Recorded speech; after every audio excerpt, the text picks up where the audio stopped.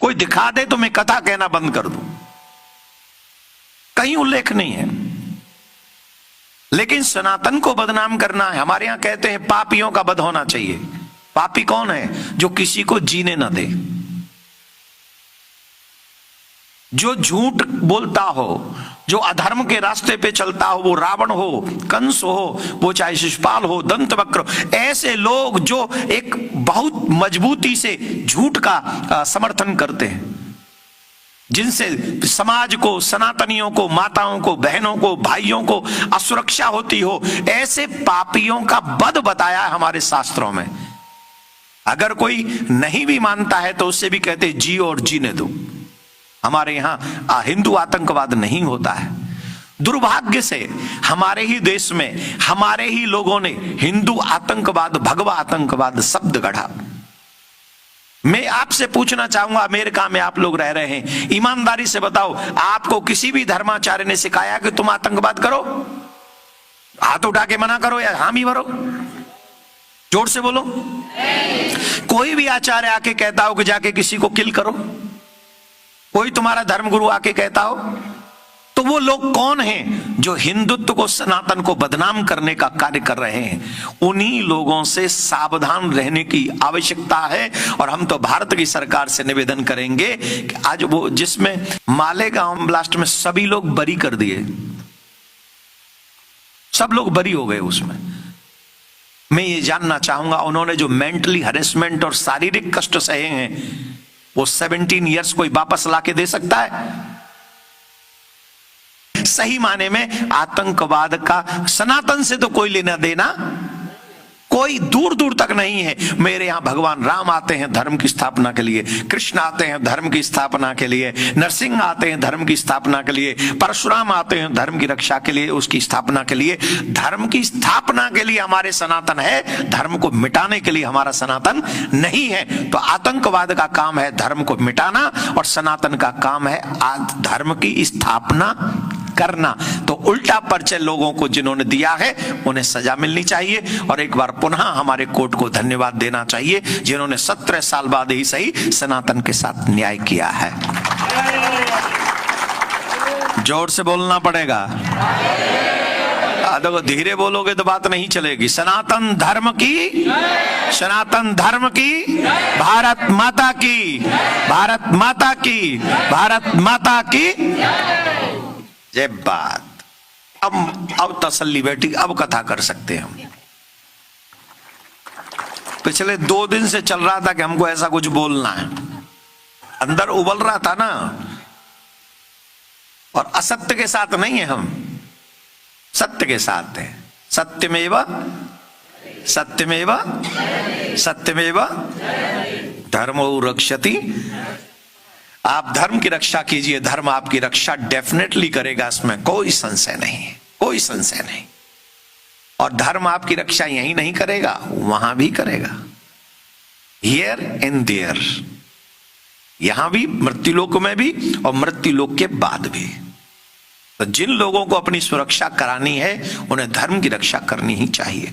कल आप लोगों ने कथा सुनी थी भूत बावन भोलेनाथ के सुंदर विवाह की, सती चरित्र की। लेकिन एक प्रसंग मैं बहुत कुछ बीच में बताने वाला हूं, कल नहीं बता पाया था। क्या नहीं बता पाया था? नहीं, ये नहीं, दरिद्रता कैसे आती है, क्या दान करने से दरिद्रता आ जाती है, तो ये बताना हम भूल गए थे। तो आज अभी नहीं बताएंगे। आपकी ड्यूटी है कि जब कथा पूरी होने वाली हो तो हमें याद दिलाएं।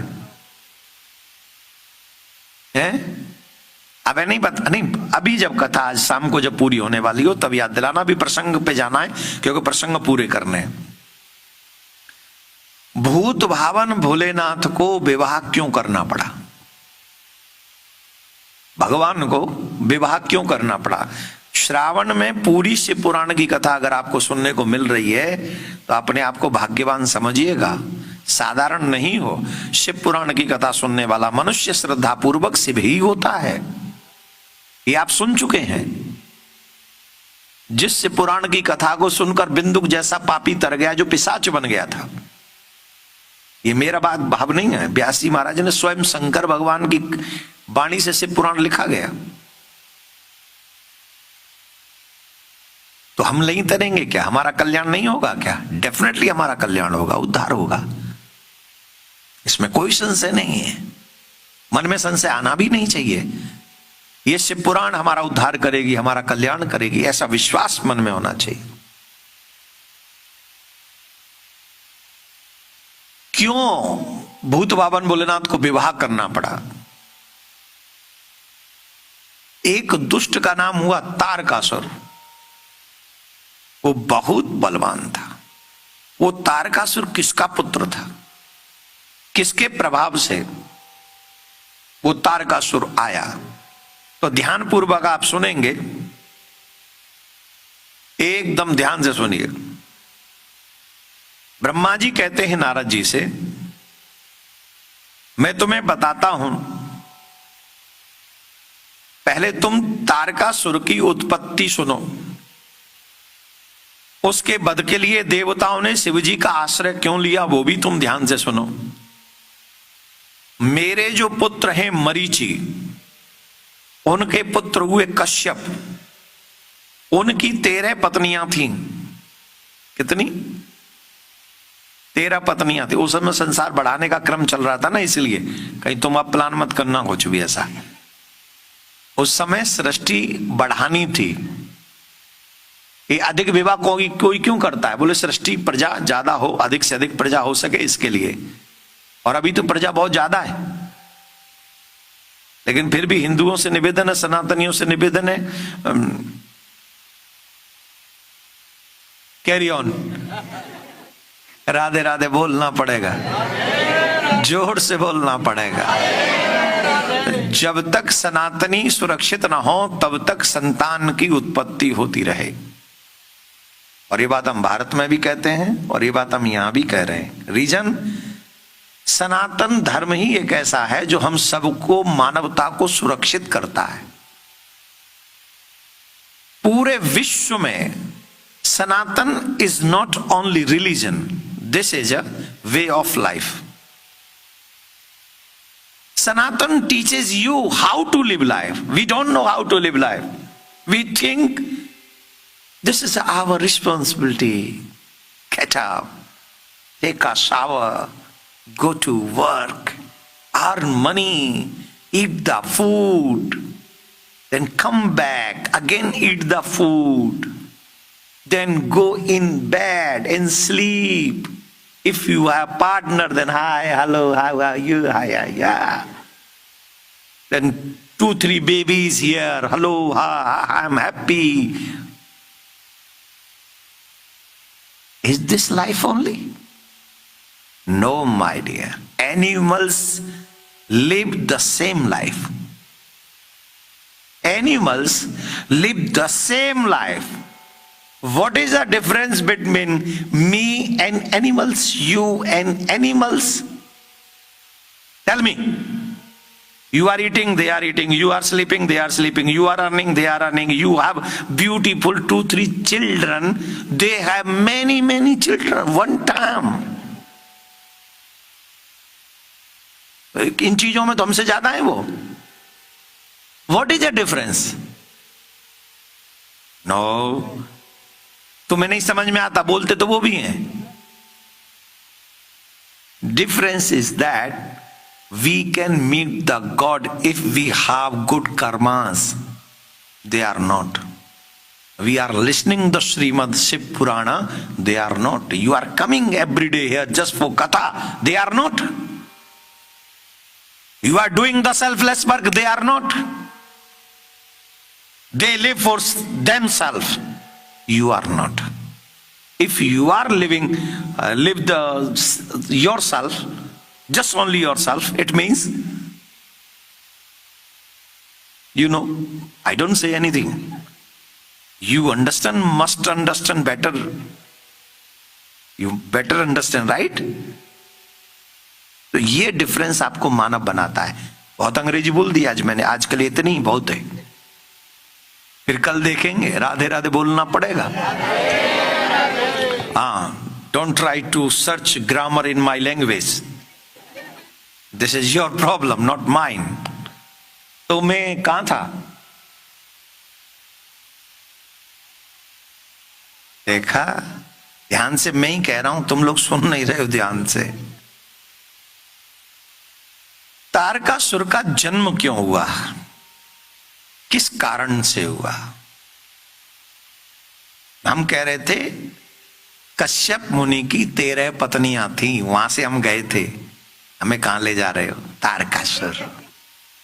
13 पत्नियां थी उनकी, और उनकी जो सबसे बड़ी पत्नी थी उसका नाम था दिति। दिति के पुत्र हुए थे हिरण्याक्ष और हिरण्यकश्यपु। कौन हुए थे? तो हतो विष्णुनाम दैत्यो नरसिंह डरूपतः, उन दोनों को मार दिया था विष्णु भगवान ने 12 रूप लेकर और नरसिंह रूप लेकर। हिरण्याक्ष का वध किया था 12 रूप लेकर, और हिरण्यकश्यप का वध किया था नरसिंह रूप धारण करके। तो इस बात से दिति बहुत दुखी थी, क्योंकि भगवान विष्णु हमेशा देवताओं के साथ खड़े रहते हैं, और दिति जो है वो दैत्यों की माता जी हैं। अच्छा, दोनों के पिताजी एक ही हैं?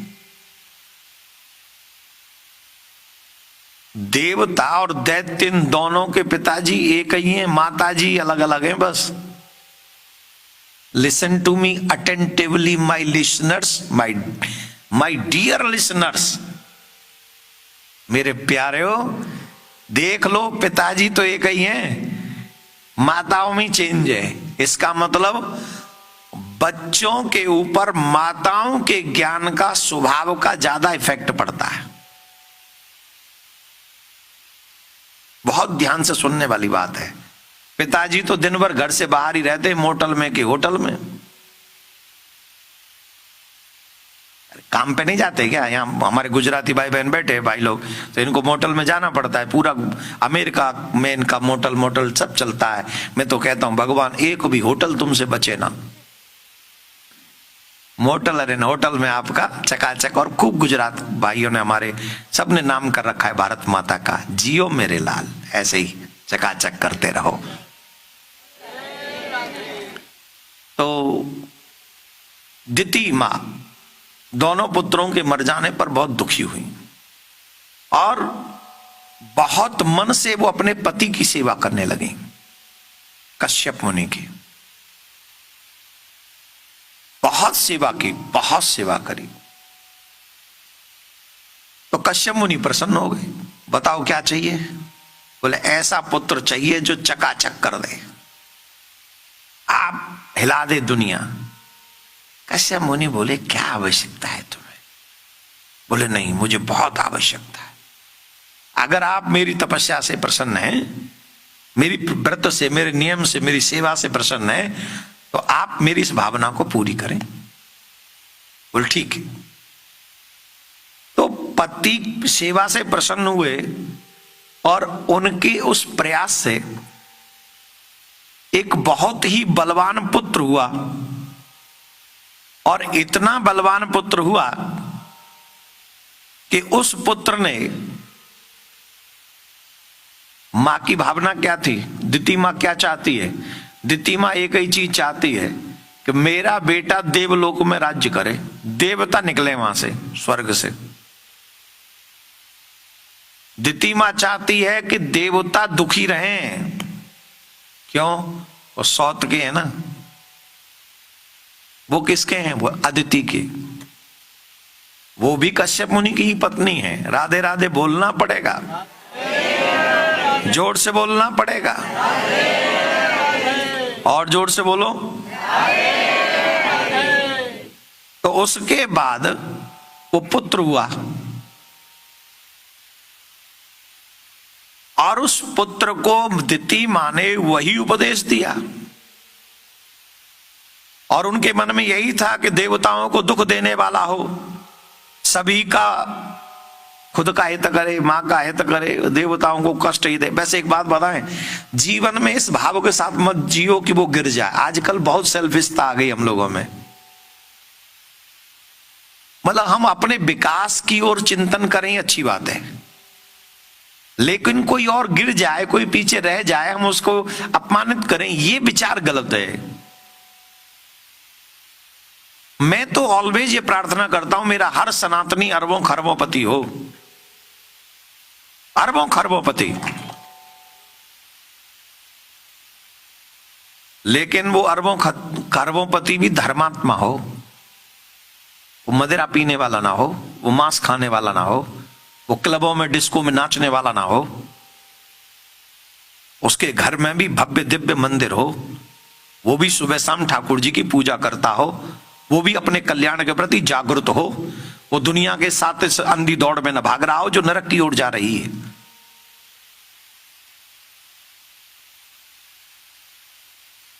हमारे मुसलमान भाइयों के बच्चे 99% जानते हैं कुरान में क्या है,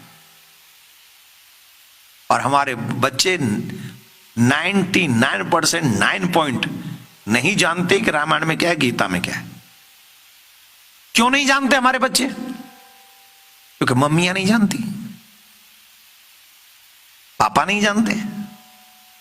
tell me, am I right और रॉन्ग? Tell me. और थोड़ा बहुत जो जानते भी हैं, they don't want to share them. उनको तो लगता है मेरा बेटा डॉक्टर ही बनना चाहिए, इंजीनियर ही बनना चाहिए, बिजनेसमैन ही बनना चाहिए, लीडर ही बनना चाहिए, पर अच्छा इंसान नहीं बनना चाहिए। मैं तो खुद एग्री करता हूं कि तुम्हारा बेटा डॉक्टर बने, अमेरिका का सबसे टॉप क्लास का, बिजनेसमैन बने, तुम वर्ल्ड के नंबर 1 पे तुम ही रहो। It's my wish. लेकिन एक और विश है, इस ब्रह्मांड के सबसे अच्छे बच्चे भी तुम ही बनो। कितनी बड़ी विश दी है, पर है मजाल है तुम्हारे हाथ हिल जाए, ये बुढ़ापे का चक्कर है बस। मैं इसीलिए कहता हूं जवानी में कथा सुनो, बचपन में भक्ति प्रारंभ करो। अगर बचपन से ही आप भक्ति प्रारंभ कर दोगे तो ऑलवेज टिल डेथ आप एक्टिव रहोगे। ये आपके बचपन की भक्ति का प्रभाव होगा। बुढ़ापे में तो फिर यही होते हैं। और कईयों के तो हाथ आ भी नहीं पाते वहां तक जब तक बात निकल जाती है। एम आई राइट और रॉन्ग?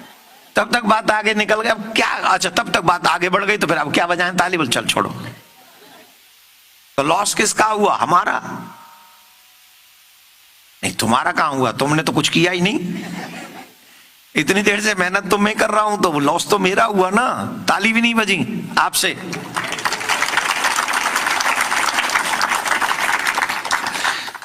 जब जुआ खेलने जाते तब तो ये लगता है अभी तो मैं जवान हूं, और जब कथा में आ जाते तो हैं अब क्या करें महाराज। ऐसा नहीं, वी एक्टिव, राधे राधे बोलना पड़ेगा, चकाचक बोलना पड़ेगा, राधे राधे। और जोर से बोलिए। वो जो दिति का पुत्र था एकदम वज्र जैसा स्ट्रांग, उसका नाम ही था बजरंग। और माता जी ने वही उपदेश दिया, एक भी देवता सुरक्षित नहीं रहना चाहिए, यही उपदेश दिया माता जी ने। और बजरंग ने उस उपदेश को शब्द सा फॉलो किया। बड़े मन से सुनना, कितना फॉलो किया। एक एक देवता को पकड़ पकड़ के नस नस ढीली कर दी उनकी। इंद्र को भी स्वर्ग छोड़ के भागना पड़ा। मर तो सकते नहीं, अमृत पी रखा है, राइट? तो मरेंगे तो है नहीं, पर पिटेंगे तो दर्द तो होगा, होगा कि नहीं? होता है, दर्द तो होता है। मर नहीं सकते, आपने अमृत पी रखा है, पर दर्द फील तो होगा। इसलिए हमारे जो ऋषि मुनि है वो अमृत को भी अच्छा नहीं मानते। तुम अमर भी हो जाओगे तो क्या लाभ, एक न एक दिन तो तुम्हें फिर से जन्म पाओ। अमृत जब तक देवलोक में रहोगे तब तक अमर रहोगे, सृष्टि में प्रलय होगी तो तुम भी गए, तुम्हारा अमृत भी गया। फिर क्या होगा? बोले फिर पुनर्जन्म लो, अब जन्म कहां जाओगे? इसलिए मानव जीवन पाकर सिर्फ अमर हो जाएं या यहीं पे बहुत बड़ा वैभव इकट्ठा कर लें, ये उसका उद्देश्य नहीं है। इसका सही उद्देश्य है कि मेरी मुक्ति हो जाए और पुनः इस संसार में ना आऊं। और ये कब होगा? जब मरने से पहले सारी इच्छाओं का दमन कर देंगे। ये भागवत का विषय है, अभी हम बता नहीं सकते क्योंकि शिव पुराण रह जाएगा। एक आयु के बाद में संग्रह बंद कर देना चाहिए और त्याग करना प्रारंभ कर देना चाहिए जिनको मुक्ति चाहिए। Please note this point. जो लोग ये चाहते हैं कि मुझे दोबारा जन्म नहीं लेना, हर इच्छा का त्याग जीते जी कर देना चाहिए। जब तुम्हारे जीते जी हर इच्छा नष्ट हो जाए, तुम्हारे हृदय में कोई इच्छा ही न रहे, यही मुक्ति है। और अहरनिश अपने आराध्य का नाम जाप करता रहे। अच्छे बुरे में करने वाला भगवान है, मैं करने वाला कुछ नहीं। मेरे पास कुछ नहीं है, जो कुछ है वो भगवान का है। इस भाव से जब आप काम करते हैं तो इसी जीवन में आप मुक्त हो जाते हैं। मैं नहीं कह रहा हूं, हमारे शास्त्र कहते हैं। उन शास्त्रों को फॉलो करना हमारी ड्यूटी है। तो मेरे प्यारे, बजरंग ने सब देवताओं को कष्ट दिया और भगा दिया। और देवता बेचारे कभी इस गुफा में, कभी इस गुफा में, कभी उस गुफा में दुखी हो गए। बहुत समय निकल गया।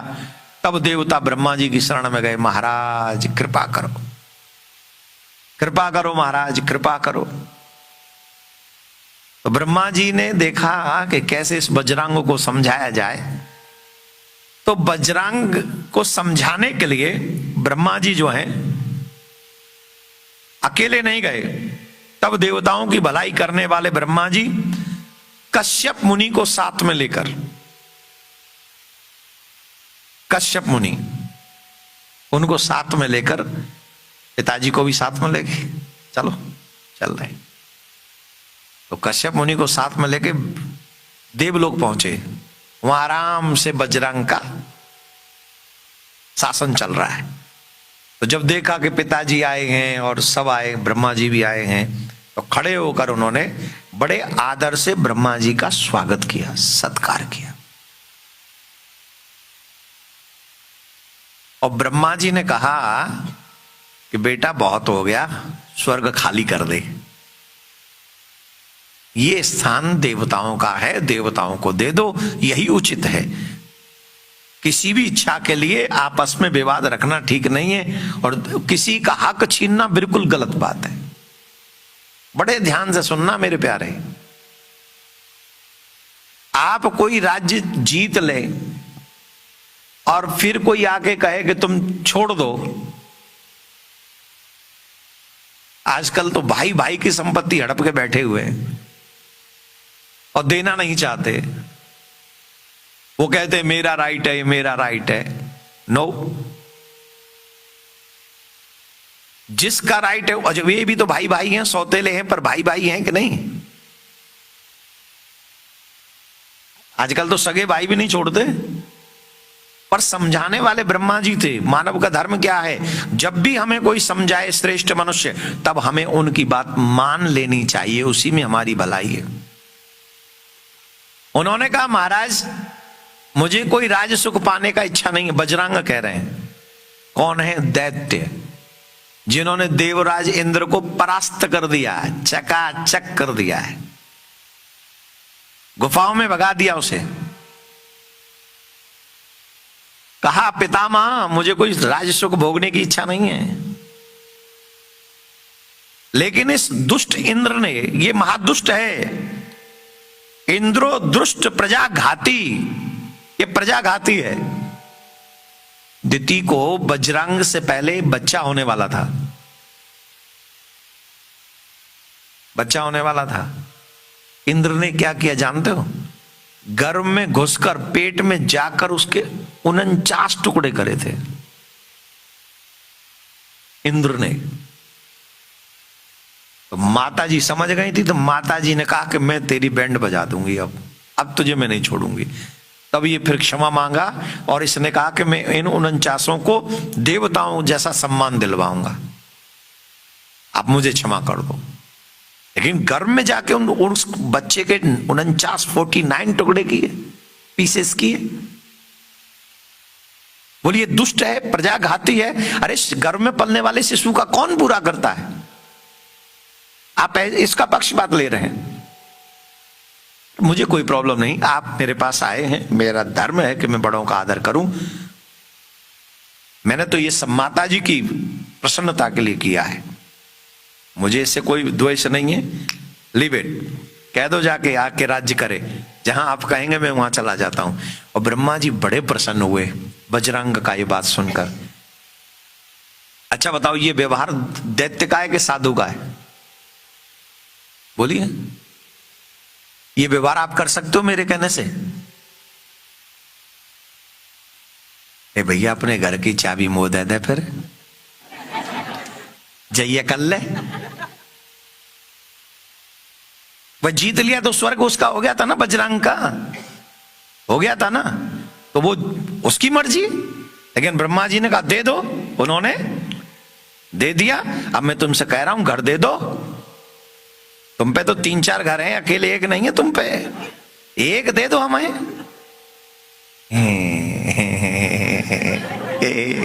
क्या बेकार की बातें करते, हाँ या ना? और धर्म क्या कहता है कि अगर कोई ब्राह्मण बालक आपसे कुछ मांगे तो आपको तुरंत देना चाहिए। अब कहेंगे ऐसे कैसे? राजा बलि का प्रसंग सुनो, राजा हरिश्चंद्र का प्रसंग सुनो, ध्रुव का प्रसंग सुनो, एक से एक दानियों का प्रसंग सुनो जो धार्मिक थे। उन्होंने संसाधनों की व्यवस्थाओं की चिंता नहीं की, उन्होंने धर्म की चिंता की। और धर्म कहता है अगर कोई तुम्हारे द्वार पर आकर भिक्षा मांगता है, कुछ कहता है, याचना करता है, तो you will do if you have able. Don't worry, घर नहीं मांग रहा हूं मैं, जस्ट एग्जाम्पल। मैं घर का लेके करूंगा क्या? I don't want to live here, I want to leave from here. यहां आगे 2-4 दिन 10 दिन अच्छा लगता है, ये सड़कें, ये बिल्डिंगें, और पता नहीं ये और वो।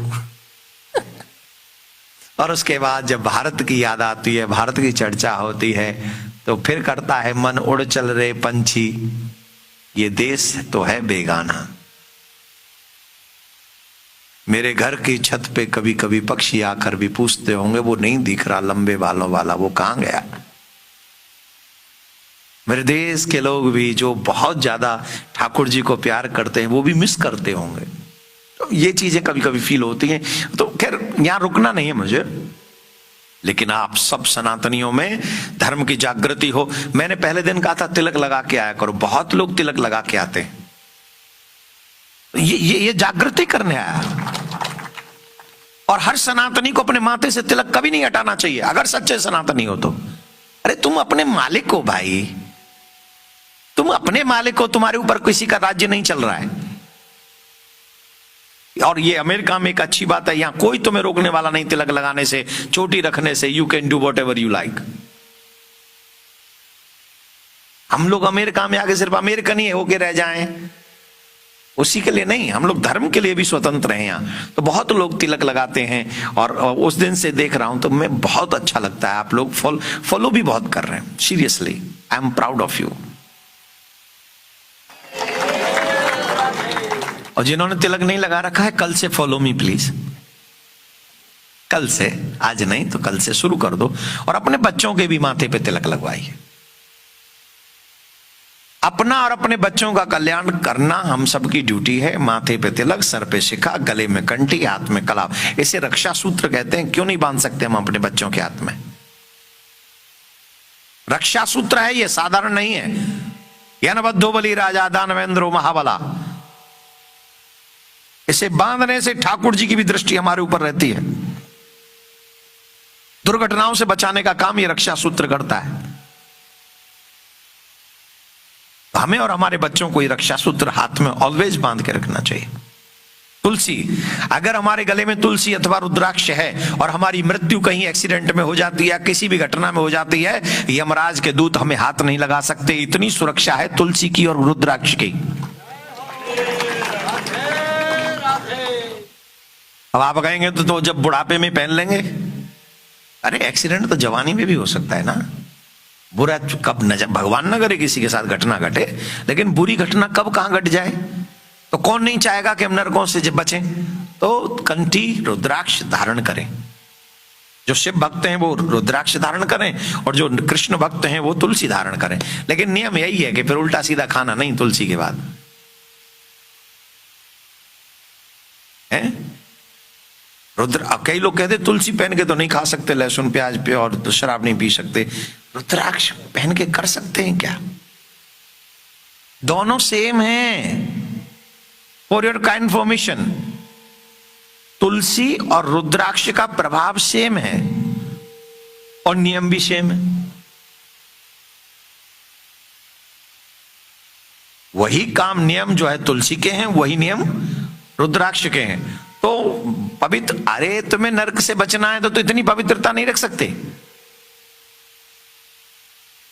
इतनी पवित्रता तो रखनी पड़ेगी ना। नरक कितनी बड़ी चीज है, नरक से बचा रहे हैं और तुम बोले हम लहसुन प्याज नहीं छोड़ सकते, तो जाओ फिर। नहीं छोड़ सकते तो नरक में जाओ, हम क्या करेंगे फिर वहां? कोई भी नहीं बचा सकता। फिर अपने अपने कर्मों का फल भोगो। अच्छे किए हैं तो स्वर्ग में जाओ, बुरे किए हैं तो नरक में जाओ, और कुछ नहीं किए हैं तो मुक्त हो जाओ। सिंपल सी बात है। बजरंग ने स्वर्ग छोड़ दिया। ब्रह्मा जी इस बात से बड़े प्रसन्न हुए और ब्रह्मा जी ने बजरंग से कहा, बजरंग हम तुमसे बहुत प्रसन्न हैं, अब हम चाहते हैं हम तुम्हारा विवाह करवा दें। जैसी आपकी आज्ञा, हम तो पालन करेंगे। तो बजरंग की पत्नी का नाम था बजरंगी, बहुत सुंदर और पति की सेवा करने वाली। कैसी थी? पति की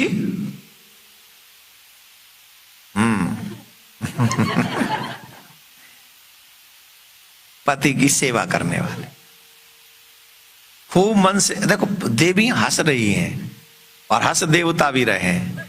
अब मैं कोई कुछ कह नहीं रहा हूं, यू छोड़ो, जो आपका मन करे आप ऐसे करो, काहे को हम।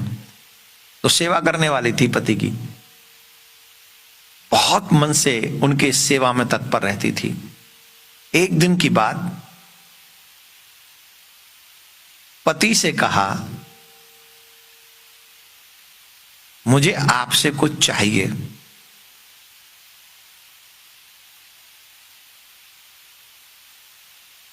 क्या चाहती हो? हर पति का दायित्व है, अगर पत्नी कुछ इच्छा करे और समर्पित पत्नी हो तो कुछ भी करके पति को अपनी पत्नी की भावना पूरी करनी चाहिए।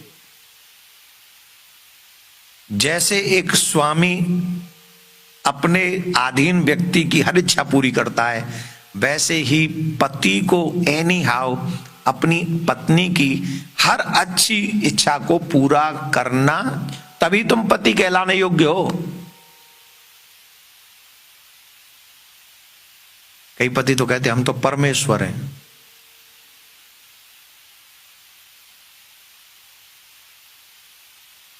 परमेश्वर ही हो, पर परमेश्वर लायक गुण है क्या? है गुण हो तो परमेश्वर बनो ना, क्या बुराई है? आप में अच्छाई है तो आप ईश्वर बन सकते हो, कोई संशय नहीं है। आप ईश्वर कहलाने के योग्य हो अगर आप में दम है तो, कर्मों का। जब व्यक्ति की मुक्ति हो जाती है तो क्या होता है? ईश्वर ही बनता है, ईश्वर में समा जाता है, बन गया ईश्वर। तो हमें अच्छा बनना चाहिए और इस जीवन में रहते रहते ही ऐसे काम कर लेने चाहिए जिससे हमारे परिवार और हमारी पत्नी दोनों ही प्रसन्न रह सकें। बोलो राधे राधे। बोले महाराज हमारी एक इच्छा पूरी कर दो। बोले कहा इच्छा है बताओ। तो उसकी पत्नी ने कहा, हे सतपते, संबोधन सुनो क्या है, हे सतपते, इसका अर्थ बताओ क्या है।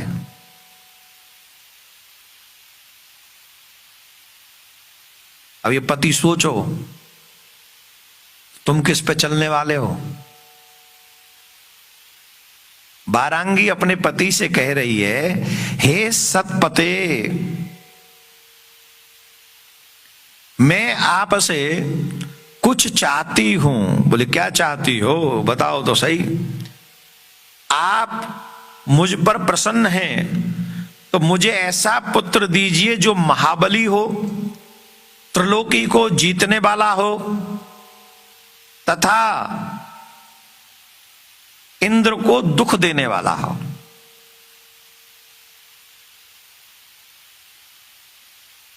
कैसा हो? इंद्र को दुख देने वाला हो, हैं? त्रिलोक विजयी हो और इंद्र को दुख देने वाला हो। ब्रह्मा जी कहते हैं नारद, अपनी पत्नी के मुख से इस बात को सुनकर बजरंग बहुत दुखी हुआ, क्योंकि वो तो एकदम संत स्वरूप में आ गया था।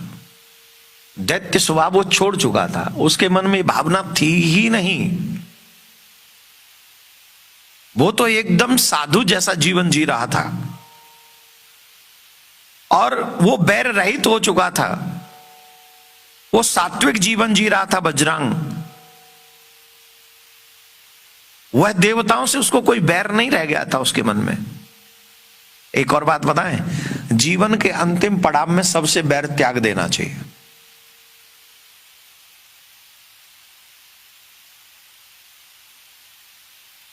यही साधुता है।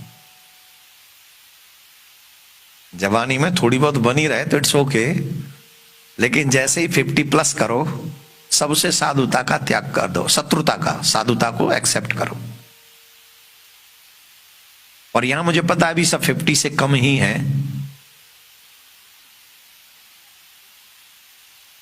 राधे राधे बोलना पड़ेगा, ऐसे नहीं, जोर से बोलना पड़ेगा।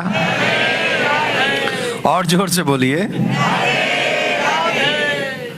कौन कौन 50 से कम है?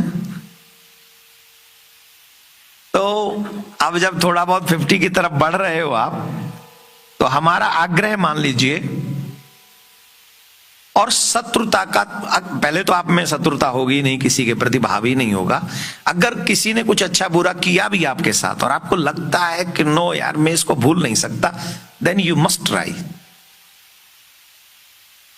अगर आपकी ये शत्रुता समाप्त नहीं हुई तो आपको पुनर्जीवन लेना पड़ेगा इसी के लिए। सिर्फ एक इस भाव के लिए आपको पुनर्जीवन लेना पड़ेगा, उससे शत्रुता निभाने के लिए। आप समझ गए? तो इसलिए after 50 years you can leave everything.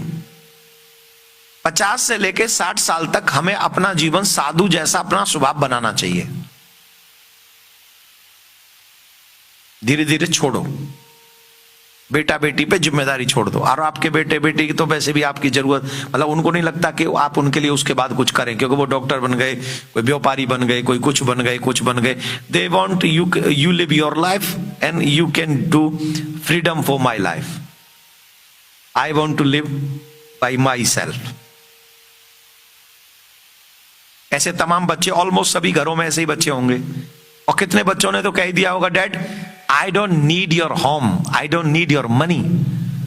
और वो लकी हैं जिनके बच्चों ने कह दिया dad I don't need your money और योर होम। इसका मतलब है उन्होंने तुम्हें फ्रीडम दी है कि तुम्हारे पास जो भी कुछ है उसे भगवान के समर्पित करो और भगवान का कार्य करो और धर्म का कार्य करो, अपने कल्याण के लिए आगे बढ़ो। तुम्हारे पास ये अपॉर्चुनिटी है। हमारे भारत में नहीं है ये अपॉर्चुनिटी। हमारे भारत में तो यूं कौए की तरह आंख गाड़ के बैठे रहते हैं, कब डोकरा मरे और कब घर के मालिक हम बने। वहां आंख गाड़ के, जैसे कौआ नहीं, वो गिद्ध मांस पे नजर रखता है, वैसे ही। मैं सबकी बात नहीं कर रहा हूं भारत में, लेकिन मोस्टली वो यही चाहते हैं कि मर जाए तो अपना राज्य हो, या फिर जीते जी हमारे नाम कर दे। कितने केसेस कोर्ट में बाप बेटों के चल रहे हैं सिर्फ प्रॉपर्टी के लिए। You are lucky, you are living here and your children don't want your money, don't want your house. वो कहते हैं I can buy my self, you are lucky. और जिनके नहीं है थोड़ा बहुत करो उनके लिए इट्स ओके। लेकिन जब बच्चे इतने अच्छे हों और उसके बाद भी तुम धर्म न कर सको, उसके बाद भी तुम समाज को कुछ न दे सको, उसके बाद भी तुम अपनी मुक्ति न करा सको, इसका मतलब है कि तुम इस जन्म के ही नहीं जन्म जन्मांतर के पापी हो। तुम अपना कल्याण भी नहीं चाहते, औरों की तो बात छोड़ दो,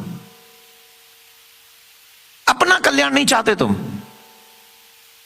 और कल्याण नहीं होगा छाती पे रखे रहने से, कल्याण होगा सब कुछ भगवान का है ये समझने से, मेरा नहीं है। जब तक मेरा समझोगे तब तक कोई अच्छा काम, तुम घर से निकल नहीं सकते क्योंकि मेरा है, मेरे पीछे से घर का क्या होगा, मेरी गाड़ी मेरी है। अरे एक कहानी सुना है, बहुत अच्छी है, सुना है कि नहीं? लोग कहते हैं भगवान ने हमारे साथ बड़ा बुरा किया, हम तो भजन ही करते थे पर भगवान ने हमारे साथ बहुत बुरा किया। कई बार होता है ना कि हम तो अच्छा करते फिर भी हमारे साथ बुरा क्यों हो रहा है। अरे भाई, भगवान के न्याय को हम नहीं समझ सकते, कसम से। उसका न्याय बड़ा गजब का है, हमारे समझ में आता नहीं है, पर न्याय अन्याय किसी के साथ नहीं करता वो। कई बार क्या होता है कि बच्चे, पहले आप लोगों ने देखा होगा बच्चे लकड़ी जो आग लगती थी ना उससे खेलते थे, यूं गोला बनाते थे गांव में, देखिए आपने? नहीं, किसने देखी है? खेले हो कभी? खेले ना, हम तो खेले हैं, गांव में रहे ना बचपन में, तो यूं यूं खेलते थे। तो मम्मी क्या करती है, माँ क्या करती है, मम्मा को दिख जाए कि ये गोला बना के खेल रहा है आग का, तो क्या करती है माँ? एक तो देती है खींच के, और फिर वो लकड़ी छीन लेती है। बोले पागल है, कपड़े में लग जाए, आंख में लग जाए, कुछ भी नुकसान होगा। तो बच्चे को उस समय अच्छा लगता है कि बुरा? ये ब्रह्म ज्ञान कहां से लाई हैं आप, इतना बड़ा ब्रह्म ज्ञान? बोले अच्छा, एवं कुछ भी बताइए, अच्छा लगता है कि बुरा? बुरा क्यों लगता है? अरे मैं खेल रहा था, माँ ने छीन लिया, पर माँ ने किसके लिए छीना? अच्छे के लिए कि बुरे के लिए? अच्छे के लिए। कहीं बच्चे के कपड़े में आग न लग जाए, बच्चे की आंख में न लग जाए, बच्चा कहीं जल न जाए, उसे तो पता नहीं आग क्या कर सकती है। ठीक वैसे ही कई चीजें हम भगवान से मांगते हैं पर भगवान नहीं देते। रीजन, हम नहीं जानते कि वो हमारे लिए अच्छा है कि बुरा है, पर भगवान एवरीवन, हर चीज को जानते कि तुम्हारे लिए अच्छा है कि तुम्हारे लिए बुरा है। तुम मांग रहे हो तो भी नहीं दे रहे हैं, क्योंकि इसका मतलब है तुम्हारे लिए अच्छा। रोइए नहीं, हैप्पी रहिए, बोले इट्स ओके, हमारे लिए अच्छा होगा ही नहीं तो इसलिए नहीं दे रहे भगवान, तुम्हारी मर्जी। एक बार नारद जी ने कहा भगवान हमें आपकी बात समझ में नहीं आई। बोले क्या? बोले आपका न्याय हमें समझ में नहीं आता। ध्यान से सुनना, कौन कौन पैसे वाले लोग बैठे हैं यहां? सब पैसे वाले? ओ अच्छा, मैं भूल गया, मुझे पता ही नहीं था कि मैं पैसे वालों में कथा कर रहा हूं। जितने भी पैसे वाले हैं केयरफुल होके इस कथा को सुने, और जिन्हें ये शिकायत है ना कि भगवान हमें हमारे साथ न्याय नहीं करता, वो भी इस कथा को केयरफुल होके सुने। बोले भगवान आपका न्याय हमें समझ में नहीं आता, भक्त तो इतना दुख पाते हैं, और पैसे वाले देखो क्या चकाचक लंबी लंबी गाड़ियां, और उनके बच्चों से ज्यादा तो उनके कुत्ते मौज उड़ा रहे हैं उनके संग में।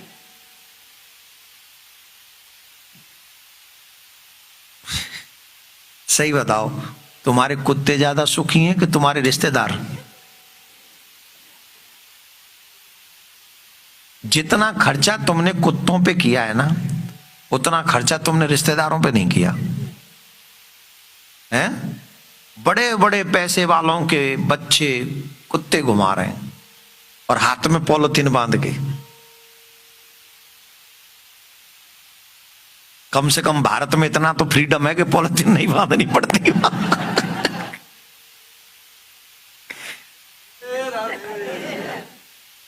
यही जब इनके बच्चे होते हैं तो आया रख लेते हैं, यही जब इनके बच्चे होते हैं आया नहीं मिलती तो अपनी मां को बुला लेते हैं, फ्री का वो मिल जाता है सर्वेंट। सबकी नहीं कह रहा हूं, पर कुछ स्टोरियां तो आपने भी सुनी होंगी जो मैंने सुन रखी हैं। एम आई राइट और रॉन्ग? मम्मियां किस लिए आ जाती हैं? बच्चे हो गए, साफ कर देना, कपड़े बदल देना, आज जा। अब मम्मी वहां बड़ी खुश होके कहती है मेरे बहू ने बुलाया, मैं जा रही हूं। आ जा यहाँ, आ जा यहाँ, बेजर धरिए खा ले आए। हमसे पूछिए आके, मई रहे हो जो वहां है, मुझे भारत में सुन रहे, कसम से सुखी रहोगे वहीं रहना। मम्मियों को कह रहा हूं जिनकी बहुयां बाल गोपालों को जन्म देने वाली, उनसे, सबसे नहीं कह रहा हूं। राधे राधे बोलना पड़ेगा। आप सोच रहे हो मैं क्यों कह रहा हूं? कितनी माओं ने मुझे अपना दर्द सुनाया साहब, मैं जानता हूं उनको दर्द, और माओं को सावधान कर रहा हूं बस, और कोई रीजन नहीं है। सब ऐसे नहीं होते, बहुत अच्छे भी लोग हैं। मोस्टली यहाँ कई माताएं मिली हैं, वो बड़ी बेटी बड़ा ध्यान रखती है उनका, बहू बहुत ध्यान रखती है, सो अच्छे भी लोग हैं। अब तुम देख लो तुम्हारी औलाद कैसी है, उसी हिसाब से डिसाइड करके आना। तो कहाँ था मैं? बोले आपके भक्त बड़े दुखी होते हैं और वो जो पापी है उनको बड़ा सुख देते हो। बोले ऐसा नहीं है, सब अपने अपने कर्मों का फल भोग रहे हैं। बोले हमें न्याय नहीं पता चलता। बोले चलो हम चलवाते हैं पता। तो नारद जी और नारायण दोनों साधु बनकर आए और एक बहुत पैसे वाले के यहाँ पर पहुंचे। बड़े बड़े, यहाँ तो ऐसा सिस्टम नहीं है, हमारे भारत में पैसे वालों के घरों के आगे बहुत बड़े बड़े बाउंसर मुस्टंडे खड़े रहते हैं। गए हो कभी पैसे वालों के यहाँ भारत में? ओ महाराज, गेट पे ही बड़े बड़े मुस्टंडे और गनमैन और फलाना मैन और डकमा मैन, बड़े लोग रहते हैं। हाँ, वहां जाते ऐसे लगता ही नहीं कि हम किसी आदमी के आए, कि आतंकवादी के आए, पता ही नहीं चलता वहां किसके यहाँ आए हम लोग। बड़े बड़े भुजदंड लोग खड़े रहते हैं वहां। तो दोनों जने बाबा जी संत बन के गए थे, तो उन्होंने कहा कि भैया दोस्त एक दोपहर का भोजन मिलेगा? बोले नहीं मिलेगा। अरे इतना बड़ा घर है, इतनी सब व्यवस्था है, भोजन नहीं मिल सकता? बोले देखो हम तो इनके सेवक हैं, इसलिए राजी से कह रहे हैं कि चले जाओ, ये हमारा सेठ कैसा है हमें पता है। भोजन तो बहुत दूर की बात, पानी तुम्हारे तो भेष से डरता है बाबा जियों के, तो बहुत चिढ़ है इसको, जाओ। अरे भोजन ही तो मांग रहे। बोले राजी से चले जाओ, नहीं तो वो आ जाएंगे, तो श्लोक सुन लो फिर। अच्छा इतने में वो आई क्यों ना गया? भगवान को तो लीला करनी थी, वो आ गया। तो उसने कहा कौन है उधर? कोई नहीं कोई नहीं। अरे कोई कोई नहीं, खड़े तो है, कौन है ये लोग? अरे वो साहब कुछ लोग आए हैं, थोड़ा चले जाएंगे। क्या क्या क्या कह रहे हैं? बोले ये कुछ नहीं, थोड़ा कह रहे हैं भोजन मिल जाए, अभी खिला जवान हो रहे हैं, कमा नहीं सकते, भोजन फ्री का फोकट का भोजन करना शर्म नहीं आती? जाओ दो काम करो, पड़े रहते हो यहीं ऐसे डोलते रहते हो, मांगते रहते हो, जाओ जाके बाहर काम करो, भागो यहाँ से, कुछ नहीं मिलेगा। 2 घूंट पानी दे दो, कुछ नहीं, गेट आउट। ये लोग न जाए तो धक्के मार के भगाओ यहाँ से। नारद जी बोले चलो प्रभु, धक्का ही क्यों खामे, जब चलना है तो चलो। भगवान बोले, भगवान ने कहा तुम्हारी संपत्ति और 100 गुना ज्यादा हो जाएगा। नारद जी ने देखा भगवान को, कै गुना? बोले 100 गुना। नारद जी ने पूछा नहीं, बोले इसने तो हमें 1 घूंट पानी नहीं पिलाया, संपत्ति 100 गुना। फिर भी बोले नहीं। बोले ठीक है, एज यू विश, जो आप चाहो। तो नारद जी वहां से चले आए, नारायण भगवान। अब पूरे नगर में कहीं नहीं गए, एक जंगल में आ गए। जंगल में एक थी बुढ़िया माँ, उनसे पूछा माँ कुछ खाने को मिलेगा? सुबह से कुछ नहीं मिला है। बोले बाबा हमारे घर में और तो कुछ है नहीं, एक गाय है, नेक्सा सा दूध देती है, उसी दूध से मेरी आजीविका चलती है। एक काम करो, वो ध्यान से सुनना, एक काम करो, वो दूध मैं नहीं पीती हूं, वो दूध तुम ही पी लो। वो दूध मैं नहीं पीती हूं, तुम ही पी लो, संत हो, मेरा भी भाग्य जग जाएगा। नारद जी बोले चलो प्रभु चलो, यही पी लंदे दूध है। नारायण बोले नहीं, हम ही पिएंगे, इतनी दूर चल के आए, बाबा जी बन के आए, हम ही पिएंगे। तो दूध पी लिया उन्होंने, स्वयं ने दूध पी लिया। नारद जी को भी पिला दिया, 1 आध घूंट तुम भी पी लो। अरे भगवान को कोई पीना थोड़ी, वस्तु के भूखे तो है नहीं, भगवान तो लीला करते हैं। बोले ठीक है मैया, अब देखो शाम हो गई है कि रात्रि में कहीं जाना ठीक नहीं है, अगर आप कहो तो यहीं सो जाएं। झोंपड़ी में इतनी जगह थी कि गैया रह जाए और मैया रह जाए, 2 ही रह सकते और ज्यादा नहीं रह सकते। मैया बोली बाबा ये मेरा सौभाग्य होगा, मेरे घर में कुछ नहीं है सिवाय चटाई के, मैं तो चटाई बिछा के ही सोती हूं। आप दोनों अगर यहां रहो तो मैं भी और गैया दोनों बाहर रह जाएंगे, आप दोनों रह जाओ। हाँ मैया बहुत अच्छा है, बहुत अच्छा है मैया। तो गैया को भी बाहर कर दिया, मैया को भी। नारद जी बोले प्रभु आराम से क्षीर सागर में सो रहे हो, वहां शेष सैया है, क्यों मैया को बाहर कर रहे? बोले नहीं, शेष सैया पे सोने में वो आनंद नहीं जो मैया की चटाई पे सोने में आनंद आ रहा है, सो जाओ। बोले प्रभु आप ही सो, हम तो आपका दर्शन करेंगे। बोले ठीक करो दर्शन। भगवान सो गए। सुबह उठे, सुबह में फिर दूध दिया गैया ने थोड़ा सा। बोले मैया दूध मिलेगा क्या? नारद जी बोले रात्रि में भी बेचारी ने कुछ नहीं पिया है और अभी भी। रुको तो सही। बोले मैया दूध है? बोले हाँ है, ले लो आप भी पियो। अच्छा मैया। दूध पी के दोपहर का तब भगवान कह रहे अब हम जा रहे हैं माता जी। और भगवान ने आशीर्वाद क्या दिया? बोले तेरी गैया मर जाए।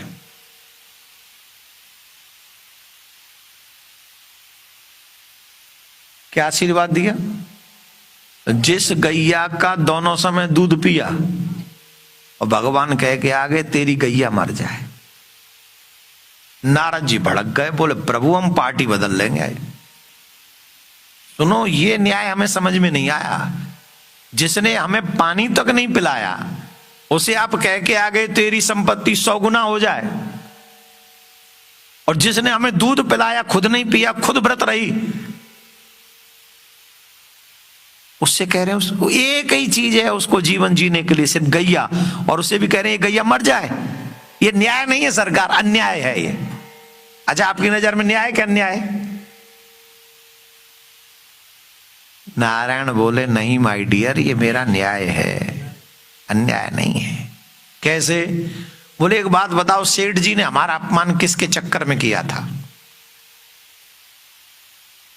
पैसा नहीं होता तो वो ऐसी भाषा बोलता? वो नहीं बोलता। तो उसने अपराध हमारा अपमान करके पाप किया कि पुण्य? और अधिक पैसा आने पर और क्या करेगा वो? तो पाप करेगा तो घड़ा भरेगा कि नहीं भरेगा? और जितना घड़ा भरेगा उतना क्या करेगा वो? कहां जाएगा? कहां जाएगा? नो लास वेगास, सीधे नरक में भोगेगा कि नहीं?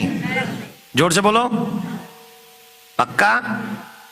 अधिक संपत्ति आने पर ज्यादा घूमेगा फिरेगा, मांस खाएगा, शराब पिएगा और उल्टा सीधा काम करेगा, उससे उसके पाप बढ़ेंगे और फिर रात जीव हजारों वर्ष तक नरक की भट्टी पे जलेगा। तो हमने वो न्याय कर दिया, तूने हमको भगाया, अब जाके नरक भोग। बोले महाराज चलो ये बात तो समझ आएगी, अब मैया की गैया क्यों मार दी? बोले इसके पीछे भी राज है। 1 हफ्ते बाद मैया मरने वाली है। या ध्यान से सुनिए प्लीज, सावधान,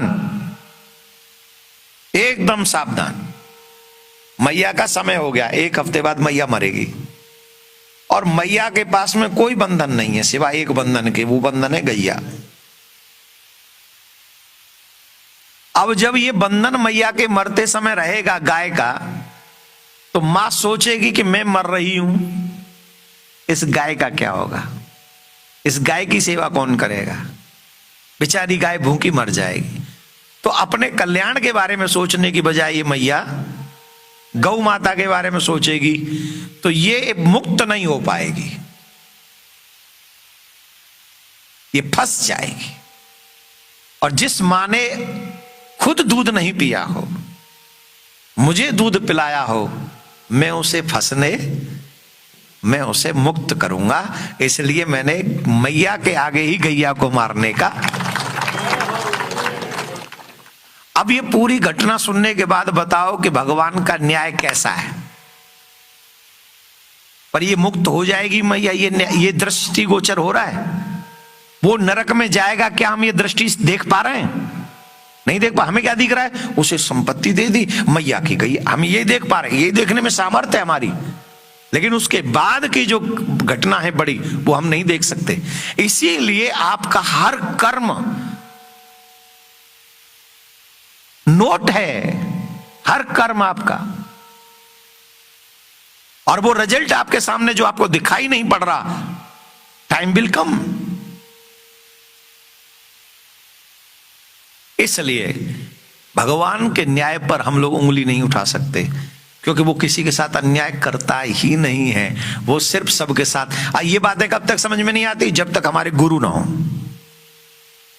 और कितने लोग ऐसे हैं जिनका पूरा जीवन बिना गुरु के निकल गया, बिना भगवान के निकल गया, बिना साधना के, बिना नियम संयम के निकल गया अंत। और कई बार तो पाप इतने हावी होते हैं कि कई बार हमें गुरु भी ऐसे मिल जाते हैं जो हमें भगवान से नहीं जोड़ते। गुरु वही हैं जो तुम्हें भगवान की तरफ लेकर जाए। मैं आप सबसे निवेदन कर रहा हूं, सनातन को बचाना है तो सनातनी परंपराओं का निर्वहन करो। जो मनमुखी परंपराएं लोग चला रहे हैं सफल होने के बाद, ऐसी परंपराओं पर आप गलती से भी मत चलो। आप अगर सच्चे सनातनी हो तो सनातन में जो परंपराएं हैं उन परंपराओं का निर्वहन करो, जो वेद में है, पुराण में है, रामायण में है, गीता में है। वही पूजन करने योग्य हैं जिनका वर्णन गीता में आता है, भागवत में आता है, वेदों में आता है। हमारा दुर्भाग्य देखो, हम लोग तो चादर भी चढ़ा लेते हैं। बोलो हाँ या ना, जवाब दो। अच्छा, मैं आपकी हाँ में हाँ मिला सकता हूं। मैं वही बोलूंगा जो आप कहें, हम तो इसकी पूजा करते। बोले हाँ कोई नहीं, करते रहो। ये भी कर सकता हूं मैं, शायद उससे आप ज्यादा प्रसन्न हो जाएं। हो सकता है जो थोड़ा बहुत मेरा प्रॉफिट भी हो जाए, $2-4 आप एक्स्ट्रा चढ़ा दें। लेकिन मेरे लिए वो महत्वपूर्ण है कि आपका उद्धार महत्वपूर्ण है। अगर ईमानदारी से मैं सनातन का प्रचार कर रहा हूं तो बताइए, जोर से बोलिए। तो अगर मैं वो रिस्क ले रहा हूं तो आपको भी ये माइंड ओपन रखना पड़ेगा। ये माइंड ओपन करके इस बात को समझो, उचित क्या है और अनुचित क्या है। और एक ही लाइफ है, दोबारा कोई चांस नहीं है। No any second chance here my dear.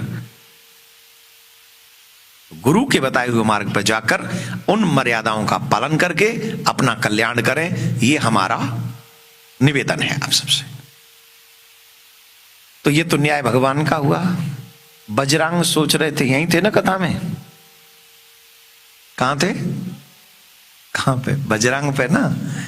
Bajrang सोच रहे थे कि हमने तो ये सब चीजें छोड़ दी, पत्नी के मन में ये विचार कैसे रह गया, और अब अगर हम इसे पूरा न करें तो भी अधर्म है, और पूरा करें तो भी प्रॉब्लम है। पूरा करेंगे तो सिर्फ हम ही थोड़ी कष्ट में रहेंगे, देवता भी कष्ट में रहेंगे, धर्म भी संकट में रहेगा। अंत तो गत्ता उन्होंने भगवान की मर्जी समझकर अपनी पत्नी की बात को स्वीकार किया। अपनी पत्नी की बात को स्वीकार किया, जिसके कारण उस बजरंग और बजरंगी के संयोग से तारकासुर जैसा ये राक्षस उत्पन्न हुआ। ये वो तारकासुर है जिसने समस्त देवताओं की नाक में दम कर दिया, और एक ही वरदान था कि मरेगा तो सिर्फ और सिर्फ शंकर भगवान के पुत्र के हाथ से ही मरेगा। किससे मरेगा? जो भगवान शिव के शुक्र से पुत्र होगा, उसी से ये मरेगा। अब मां पार्वती का विवाह इसीलिए हुआ। हालांकि भगवान ने कामदेव को भी जला दिया था बीच में, शंकर भगवान ने। वो कामदेव आया और वो उनके मन में काम शक्ति जागृत करना चाहता था। देवता बार बार भेज रहे थे, समाधि में बैठ गए थे सती मां के बाद। तो भगवान ने अपनी दृष्टिपात किया और कामदेव राख हो गया। जितने भी युवा बच्चे हैं उनसे एक ही निवेदन है, विवाह से पूर्व अपनी इंद्रियों पर संयम रखें। कामदेव को जीतने का मतलब क्या है? यही काम को जीतना है। काम कोई बुरा नहीं है, लेकिन नियमित संयमित जीवन जीने का मतलब यह है काम को जीत लेना। काम नहीं होगा तो संसार कैसे चलेगा? तो काम उतना रहे जिससे हमारी संतति आगे बढ़े। और आजकल वो प्रॉब्लम हो जाती है, शादी वादी हम लोग करते नहीं है, घूमते फिरते रहते हैं। उस पर भी संयम रखना चाहिए। घूमो फिरो, लड़के लड़की दोनों के लिए बात है ये।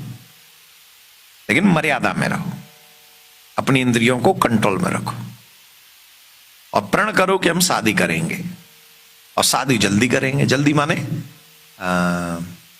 कितनी एज है यहां पे? नहीं, यहां पे कितनी, हमारे यहां तो लड़की की तो शायद 18 है और लड़के की 21 है। यहां कोई एज नहीं है? अरे नहीं, ये तो कह रहे हैं 18 है ना। अच्छा, उससे पहले हो जाए तो अपराध है। चलो ठीक है, शांत रहो, कथा सुनो।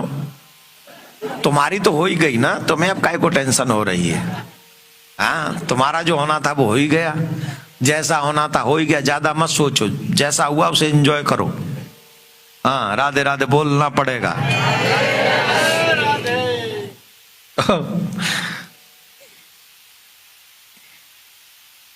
सब सरस है ना? हैं? सब चौकस है ना? बात चौकस है सब। तो उसी के कारण भूत बावन भोलेनाथ ने मां पार्वती के साथ में विवाह किया। थोड़ी सी कुछ पतिव्रता स्त्रियों के धर्म के विषय में हम बता दें, उसको आप थोड़ा सा सुन लें। और ये हमारा नहीं है, ये शिव पुराण में देखो।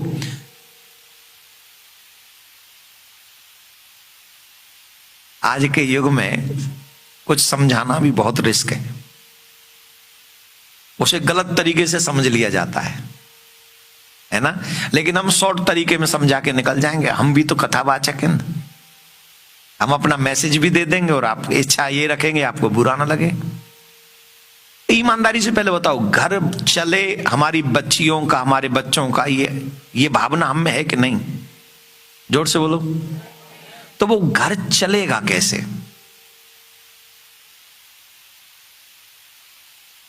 कैसे चलेगा वो? अगर हम मनमानी अपना जीवन जिएंगे, उससे घर चलेगा? तो कैसे चलेगा? थोड़ी सी हम लोग अपने जीवन में मर्यादाओं का पालन करें। हर पति को यह पता होना चाहिए कि मेरी जिम्मेदारी क्या है, और हर पत्नी को यह पता होना चाहिए मेरी जिम्मेदारी क्या है। और अपनी अपनी जिम्मेदारियों का अगर हम पालन करेंगे तो हमको लगता है कि घर चलेंगे, टूटेंगे नहीं, कोई एक दूसरे के हाथों से कटेंगे नहीं, मरेंगे नहीं। अभी इन्हीं विषयों पर ये कथावाचक और संत महात्मा ज्यादा समझाते हैं या कुछ ऐसा बोल देते हैं। हम निवेदन एक ही करेंगे, शांति रखो। अब थोड़ा सा हाथ जोड़ के प्रार्थना है, एकदम जो जो अच्छी चीजें हो उन्हें एक्सेप्ट कर लो, और जो बुरी चीजें हो उन्हें इग्नोर कर दो। कोई भी समझाने वाला अगर हमें कुछ समझा रहा है, कथा कोई कह रहा है, प्रवचन कोई कर रहा है, मैं बहुत बहुत आवश्यक बात बोल रहा हूं आप सबसे, प्लीज मैं आप सबसे एक निवेदन करूंगा कि अगर कोई समझाने वाला हमें कोई बात समझाने का प्रयास कर रहा है, तो हमारे शास्त्र कहते हैं जो भी अच्छी चीजें हों उन्हें अपने जीवन में उतार लेनी चाहिए।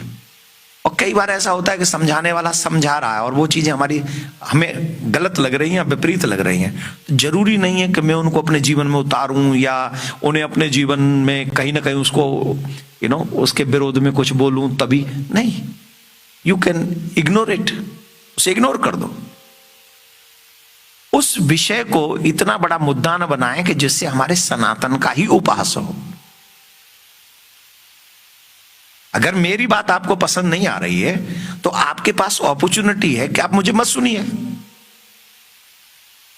भाई आप कल मत आइए। अगर आपको अच्छा नहीं लग रहा है मेरा बोलना तो आप मत आइए, और अच्छा लग रहा है तो और पड़ोसियों को भी लेके आइए। लेकिन अपने ही धर्म को कहीं, मैं तो बस हाथ जोड़ के एक ही प्रार्थना करूंगा, जो होना था वो हो गया, आप शांति रखो और अच्छी बातों को जीवन में उतारो। बस एक निवेदन मेरा, और प्लीज इस निवेदन को स्वीकार कर लीजिए, क्योंकि हम सब सनातन धर्म को आगे बढ़ाना चाहते हैं, उसे पीछे नहीं रखना चाहते।